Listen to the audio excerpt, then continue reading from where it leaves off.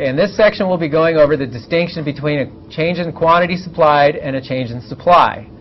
So a change in quantity supplied refers to the movement from one point to another on a stable supply curve, always caused by a change in price. The change in the price of the good itself does not shift or change supply. It causes movement along the supply curve. So a movement along the supply curve is not a change in supply. It's the effect price has on quantity supplied. Some textbooks will call this the price effect.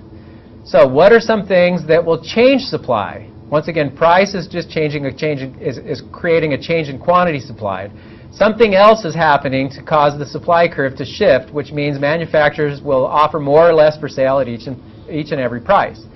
So you've got government subsidies or taxes, technology, other goods, those are your substitute and complementary goods, changes in the number of sellers or producers, changes in expectations, changes in the resource prices or the marginal cost of production.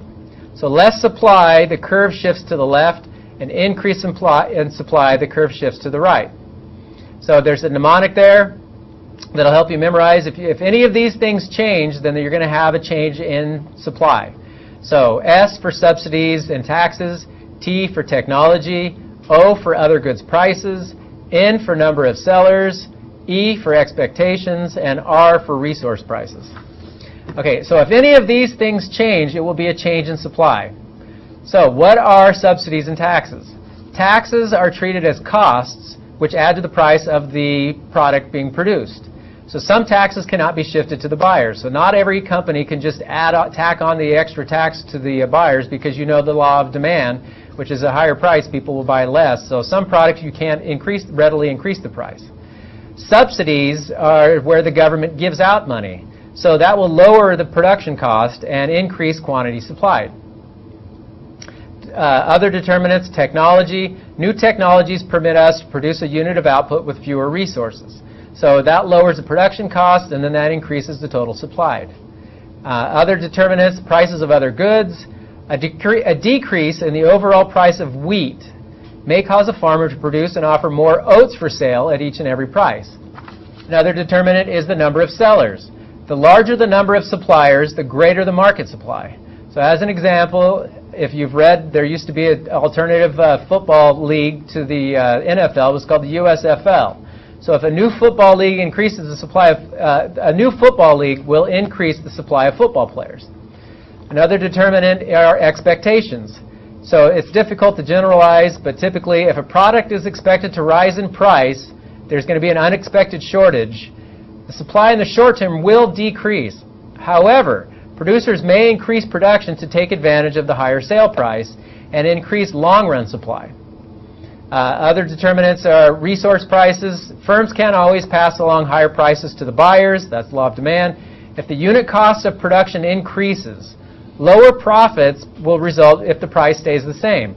It's costing them more to produce, but they have to sell it at the same price. They're making less money. They'll want to produce less. So they must receive higher prices because those extra units now cost more to produce. So a decrease in resource prices will increase supply, the opposite of what I just explained. So now, a change in quantity supplied versus a change in supply. Increase in supply increases equilibrium quantity and reduces equilibrium price. You'll have lower prices and greater output, greater quantity. Reductions in supply increase equilibrium price and reduce equilibrium quantity. So looking at the graphic that you'll see here, the animation, you'll see at each and every price, the producers, an increase in supply will show that they will offer more for sale in each and every price. A decrease in supply shows that the manufacturers or the producers will offer less for sale, will produce less at each and every price.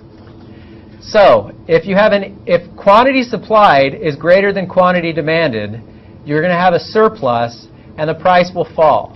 If the quantity demanded is greater than the quantity supplied, you'll have a shortage and the price will rise.